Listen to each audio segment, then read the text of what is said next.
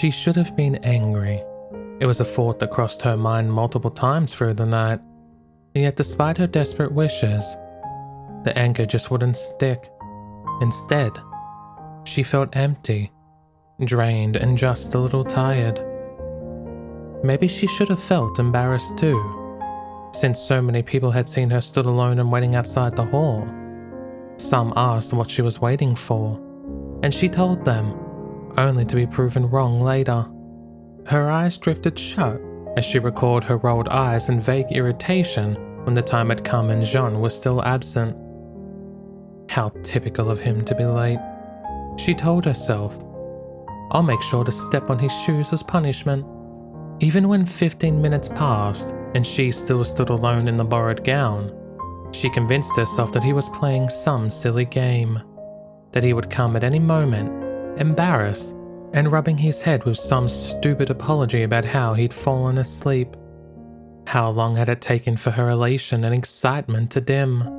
How long until the doubt crept in and eventually grew into crushing certainty? How many people had snickered and laughed as the truth dawned on her? Yes, she ought to feel humiliated, but she didn't. She felt too empty for it. The opinions of others just weren't important enough. Certainly not enough when she was too busy feeling sorry for herself. Her eyes remained locked onto the tiled floor. They didn't lift when shoes appeared within them, and didn't even lift when she heard her partner whisper her name. Would you like to dance? Jaune asked. Her heart beat in her chest. That was all she could say. It didn't beat faster or slower than usual, and there was no great shift at his appearance. She shrugged one shoulder. She didn't know what she wanted, but now that he was here, she felt confident in saying she didn't want him to be. I'd rather be in my room, buried under my sheets. But then he'd see me there too, wouldn't he? It wasn't like there was room she could escape to, if she was allowed to. A Schnee did not run. A Schnee faced their problems. But right now, she wanted to be wise and just hide in her room. Of course, she didn't have the luxury of choice. And Jaune didn't give her a choice now either. His gloved hand took hers, and her heart plummeted as she noted how the color of her dress so easily meshed with his. He looked dashing in a military uniform, more handsome than she'd ever seen him before. She wasn't sure if it would have been easier had he looked a mess, but the fact he looked wonderful made it hurt even more. Their outfits matched, and they looked the perfect pair. But they weren't. She allowed him to tug her along, even as she lowered her eyes once more. He pulled her against him, and she rested one hand on his left shoulder as she felt his rub about her waist. Her eyes remained fixed on his chest. There was the sneeze snowflake over his heart. How ironic. How painfully ironic. You look beautiful, Weiss. Her heart dipped. Those were the words she wanted to hear when he first saw her. The words she expected to hear. For the attention she paid to herself this night had been beyond anything she'd done before. A brand new dress. One far more enticing than what she'd originally planned to wear. Makeup. The best product. She pulled out all the stops and even asked Winter for a little advice too. To hear those coveted words now hurt. And not just because they were late. Stop it, she whispered as he began to sway from left to right, drawing her with him. I mean it, Weiss. He said, I've never seen you look so gorgeous before. You look older, regal, absolutely stunning. Please stop, she begged. His words cut off immediately as she buried her face in his jacket and took a deep breath. She didn't cry, nor did she feel the desire to. She felt stiff, afraid, and also nauseous. Please, she whispered, don't sugarcoat this. I don't think I can handle the slow build-up. Just say it now, I beg you. He paused. He sighed. She could feel him nod through his chest. I didn't mean to make you think I invited you to the dance. I didn't intend to ask you." They continued dancing, even after his words trailed off. He didn't prod her for a reaction. He didn't ask her if she was okay. She was grateful for that. The words. They hurt. They hurt as she knew they would, for she wasn't so foolish as to have not put the pieces together when her date failed to arrive. She didn't feel angry like she thought she might. She didn't feel like bursting into tears like she'd been afraid she would. She felt heavy and weak instead. His words confirmed what she'd already known. But even so, there was a naive, hopeful part of her that had whispered that there might be another reason. That he might have gotten lost or delayed. That it might still be possible. "Thank you," she whispered, "for being honest." His arms tightened around her frame and drew her close. Did he think she would flee? It seemed possible, especially since she didn't know herself what to do. She allowed him to dance with her, however, if only because it let her hide her face against him and not look at him, or the people around them. "I'm sorry, Weiss," he said. "I'm sorry that I made you think things I didn't mean. And I'm sorry I didn't come to pick you up. If I'd known, even if I didn't mean it, I would have come as your date. Don't apologize for that. I'd rather, if you didn't feel that way, I'd rather you did as you are now. I wouldn't want to be misled." At least, she didn't think she did. Her feelings were confused, her thoughts even more so. The idea of him coming up and making excuses, of giving her a single night of happiness. It was a nice image, but she knew it wouldn't have lasted. It would have just led to more pain later. It was better to do things now, as he had, out in the open. "Weiss, do you have feelings for me?" The emphasis on the word made her want to laugh, or maybe cry, but she didn't think she could do either without succumbing to both. She pushed her face against his chest and the hand that rested on his shoulder tightened. Her nails dug deep into the thin material. "I don't know. I haven't felt like that for anyone before, so I don't have anything to compare it to." "I think I do." "I understand." He sighed, and in a strange way, she felt he just might. She clenched her eyes shut and took the plunge. Nothing ventured, nothing gained, right? "What about you?" she asked. Do you think it could work? I know you didn't mean to invite me to the dance, but we could always try and see if something could come of this." She paused and took a deep breath, and then dared to be bold. "Could you imagine the two of us together?" She didn't think he would agree. If he returned her feelings, whatever they were, then surely he would have said so by now. He would have shown some excitement, some enthusiasm. She knew he would say no, but "I don't think I can, Weiss." Somehow that hurt even more than she imagined. "Oh," she breathed. She wanted to say more, but something clogged in her throat and she couldn't. "Oh," she repeated again, this time in a higher-pitched tone. Her body began to tremble. "It's not for the reasons you think," he said. He reached down to cup her chin and lift her face towards his. It was the first time she really looked up at him that night, and it took her breath away.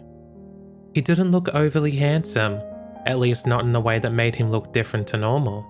If anything, he looked troubled and distracted. It was the emotion she saw in his face that shocked her, however. It was the overwhelming concern and affection for her, tempered with something else. There was no doubt in her mind this hurt him as much as it did her. It's not that there's something wrong with you, he continued. You are so beautiful, Weiss. You truly are. And I don't just mean your body or your face. You've got a fire that burns inside you, a drive that puts other people to shame. You've even got a soft side that has 2 girls your age call you mother. You're incredible. It would be so easy to fall in love with you. Any guy would if you let them. Why then? She tried to speak, but no words came out. Why haven't you? I'm not the right kind of guy for you, he said. I mean, come on, Weiss. Look at me. I've slept with so many different women and I underachieve in everything I do. I drag you down with me. Her father would have agreed with him. He would have hated Jaune. Can you imagine me in a relationship either? Jaune added. I can't remember the last time I had a genuine relationship. I respect you too much to take advantage of you. Those aren't good reasons, she whispered. I wouldn't mind. They are to me, and I would, he said, almost a sigh. I'd mind if you didn't get the care and respect you deserve. The way he sighed said there was a deeper story there, one that she didn't, or couldn't, understand. Just trust me, Weiss. You don't want to get into a relationship with me.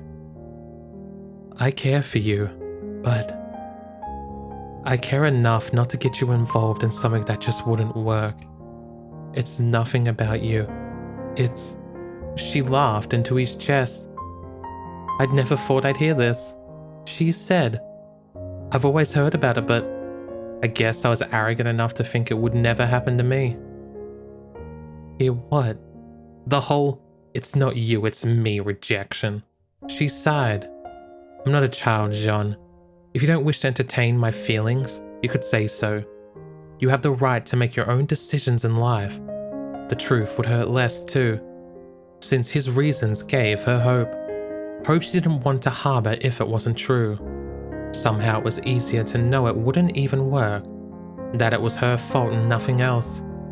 There would be no need to blame this on anything else, no reason to doubt or wonder what might have been had things been different. She disentangled herself from him the moment she finished speaking, which coincided with the end of the song they had just danced to. At least he granted her the one dance. Her reputation might be salvaged because of it. He probably thought of that. The cunning, kind man. It was time for her to be kind in return, she supposed. She'd seen him look away from her occasionally. She followed his gaze and seen the beautiful, black-haired woman he focused his attention on. She tried to swallow her bitterness, especially at his attention being taken away by the one who caused this in the first place, the one who had put him in the infirmary. If he wanted to be with her, she would step aside and let him. She cared for him too much to deny him that happiness. Thank you for the dance, Jaune, she said with a bow. And thank you for listening to me. I'm going to retire for the night. Please. She bit back on her emotions. Please enjoy the rest of the night. She hoped he couldn't see her face when she turned to leave. If he had, he might have noticed the red around her eyes. The time for thought was gone. As Weiss pulled away from him, he saw the pain in her eyes. She didn't believe his reasons, even if they were the best he could give, and he meant every word. He wasn't right for her. No matter how much he might have once wanted nothing more. Even so, to see her so easily dismiss herself as being at fault was painful.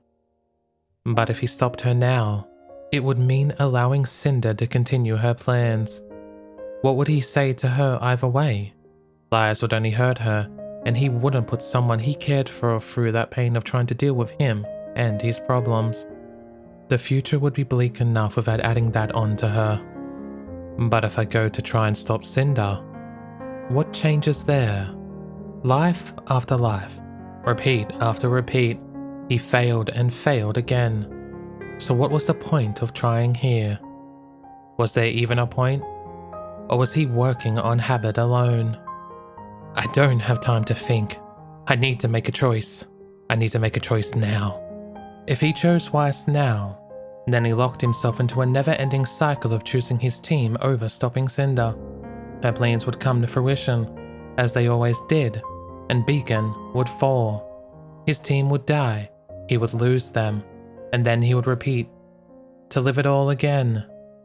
If he chose to leave and fight Cinder, her plans would likely continue, but he could limit the damage.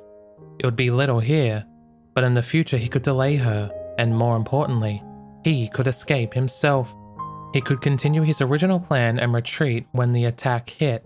He could escape, survive, and then, when he died, return with enough time in advance to train and defeat her.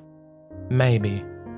All he had to do was sacrifice Weiss's happiness, here, in the future, and then, when Beacon fell, he would need to sacrifice her life, Yang and Blake's too, along with Ruby, Pyrrha, and everyone else he loved.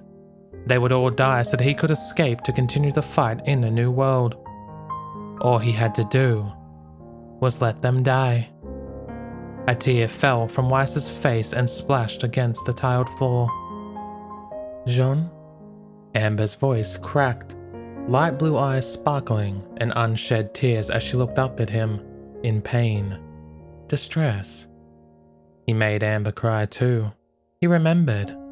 He'd not only hurt her, but almost made her think he didn't care. Amber, his own sister. God. When was the last time he thought about her, talked to her? He'd practically forgotten her. Forgotten all of them. He'd been so focused on his duty of late, just like when he'd gone back to Ansel the first time, intending to abandon her at the arcade.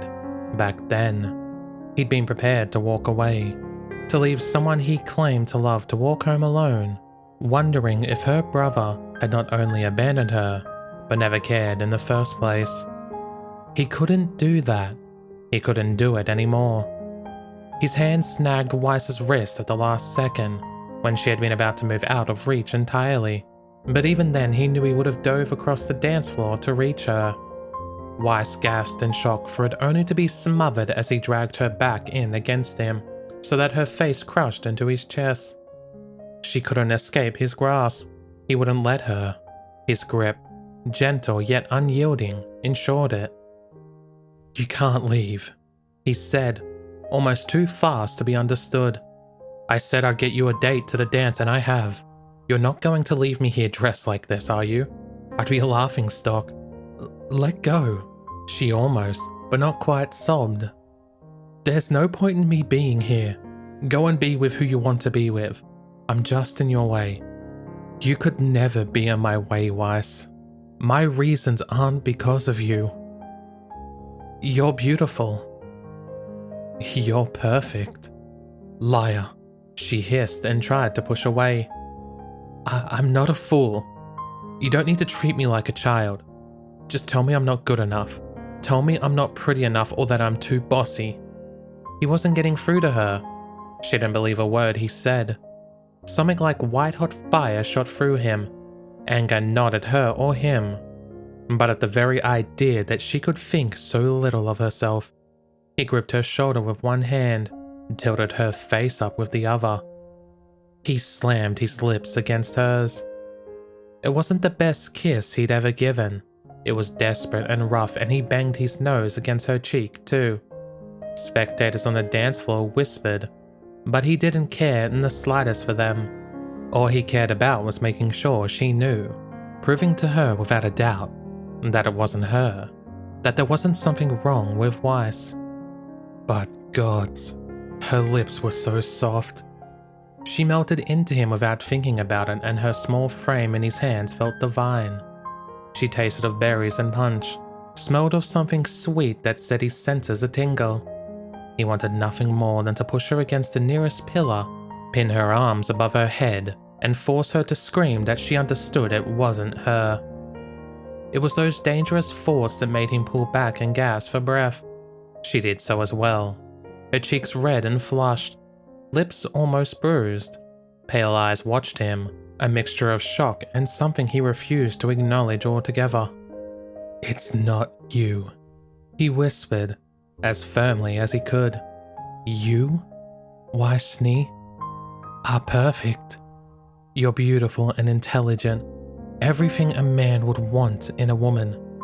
Don't you dare think my reasons are because you're not good enough. You are."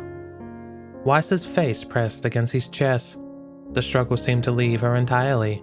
She pushed weakly against his chest, mumbled something incoherent into his jacket, and then stood in his arms, shoulders unnaturally stiff. She was hurting. He knew, but she would have hurt more had he let her be alone. Slowly, and with a gentle tug, he pulled her into a soft dance. Perhaps she still reeled from the kiss, or maybe the fight had left her entirely. Either way, she followed him as he danced with her, each of her steps picture perfect and graceful. Over her head, he watched Emerald say something to Cinder. The dark-haired woman nodded and slipped away. His eyes drifted shut, and he lowered his chin to rest atop Weiss's hair. The CCT would be attacked tonight, and he would let it be. His team came first. It was for them he did these repeats, for them that he continued to fight, even when giving up sounded so easy. In a way, he'd always been doing that, hadn't he? If he'd truly been committed to his plan, then he wouldn't be here in the first place. If he were willing to let them die, it should have made no difference if Yang died here or in a cell. He wouldn't have accepted Osmond's offer to join Beacon. The mission to save Blake at the docks that had ruined his first chance of escaping. It had been a decision made because Blake came first. The attacks against the White Fang, because he knew she'd be at risk if she went alone. But if he truly wished them to die, what did it matter if she died a few months earlier? And now with Weiss as well. Cinder could have the CCT and everything it entrailed, if it meant leaving Weiss to suffer alone in their room while the rest of the school celebrated. Then he wasn't interested. It won't be the end, his mind warned. This is the first step. If you choose Weiss now, it means you'll choose her and the team again for all future choices. There's no point siding with her here if you're just going to abandon her later. You can't have the best of both worlds. His arms tightened around her. He knew that. There were choices ahead which would test him again. And if he couldn't even bear to see Weiss in pain, then he knew he would let Cinder get away with far worse to preserve and protect Yang and Pyrrha. It would also mean the end of his original plan. Running away would hurt them more than anything else. If I chose this, then I'd have to be prepared to stay and die with them. It was an easy choice. It should have been an easy choice. This life, this entire repeat, hadn't it originally started with the goal of spending it with his family? His throat caught as he thought of them. A family he hadn't even called in what felt like weeks, even when he promised to call each and every day. His mother, his pregnant mother, his sisters and father. Were they worried about him? He hadn't stuck to that goal at all, in the same way that he hadn't stuck to the plan of getting expelled and escaping. Each time that clashed with a risk to his team, he rushed in and threw the plan aside to protect them. In the same way, he'd thrown his family aside the moment Cinder reappeared in his life. Old duty and habits had settled in. His days had been filled with watching, his nights with covert attacks on the White Fang. Was that the life of someone living a holiday? What utter nonsense. I said this life would be the one I lived for my family, he thought, with a smile. He looked down at the woman in his arms. Weiss. She is part of my family too, as are Blake and Yang, Ruby, Pyrrha, Ren and Nora too. They're all family to me. With a sigh, he looked up in time to see Cinder finally leave. You can have this life, Cinder. It was probably yours anyway. But I'm going to spend it with the people I love.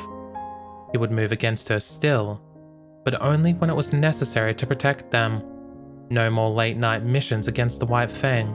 No more leaving his team behind, while he risked his life to try and stop her. "Why are you doing this?" Weiss asked, voice barely above a whisper. They were the first words she whispered since his display. "Because I care about you," he answered honestly. "I love you like I love Blake and Yang, our entire team, and even Ruby's team too. I'm doing this because I want you to know that nothing is going to change because of this. I want us to be friends, to still be a team." Weiss's hands clutched his shoulders, but she finally looked up and into his eyes. They were rimmed with red, the proof of the tears she buried in his uniform.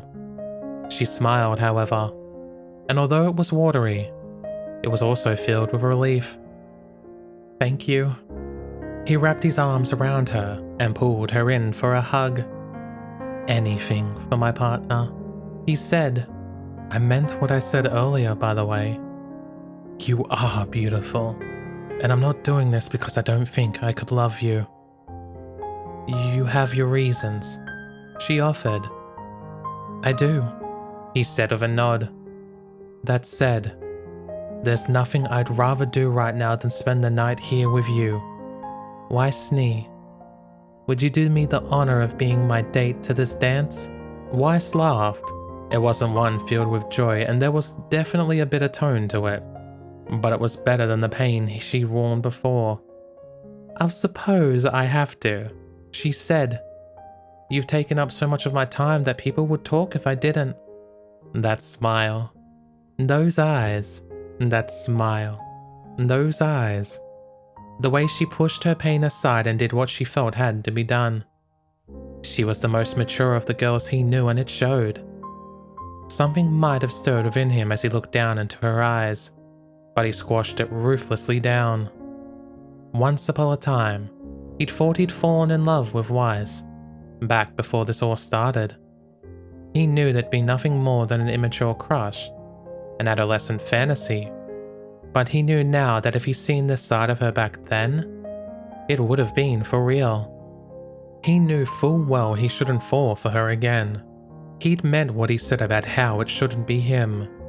It would be oh so easy to fall for her. He hadn't lied about that. But it was best for everyone if that didn't happen. His fingers intertwined with hers, and he winked as he pulled her into another, faster dance. She kept along with him easily, her gown swaying behind her as she expertly danced and weaved between other students with him. "You're good at this," he said. "Dancing? I had tutors. This is nothing." "Oh? Is that a challenge, Miss Snee?" Weiss's eyes narrowed. "What if it is, Ark? I doubt you could keep up with me." "Well." He grinned and looped one arm about her waist. He tipped her back, but she arced gracefully down and only raised an eyebrow in response. "We'll have to see who has the best moves after all."